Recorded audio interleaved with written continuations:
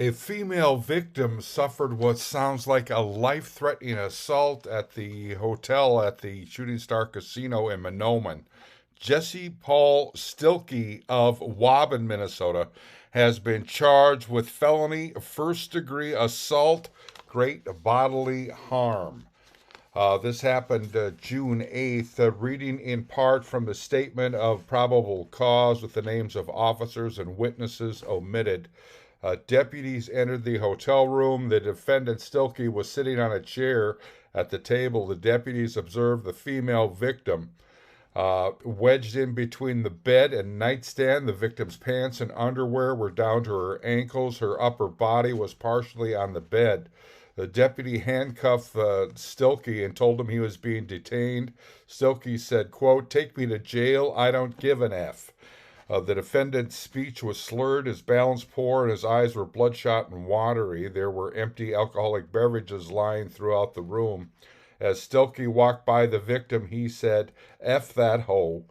Law enforcement returned to the room, and the victim had remained in the same position she was found in. The deputy noticed the bed was saturated in an unknown substance. The victim's pants, shirt, and hair were also wet. The victim could not communicate. The deputy pulled up the victim's underwear and pants. While doing this, the deputy observed numerous injuries to the victim's buttocks. The injuries were consistent with getting slapped by a hand multiple times. There were several body abrasions on the right side of the victim. The victim was incapable of holding up her upper body. When the deputy pulled up the victim's clothing, the victim's head went face down into the bed, and she began vomiting. The deputy observed a purse and cell phone on the bed. That was cell phone broken in half and shattered.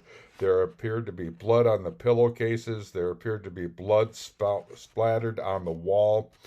The deputy's interaction with the victim showed significant bruising, and injuries began becoming visible on the victim's arms and head. When the victim was placed on the gurney, the victim had a large hematoma forming on the right side of her head, the size of a baseball. Her right ear was swollen and turning black and blue. Her right eye was injured. A portion of the victim's left arm was swollen and bruised. There were bloody scratches. Her right arm also had multiple bruises. Unquote. That was from the statement of probable cause. Court records go on to say the victim was unable to answer any questions and taken to the hospital.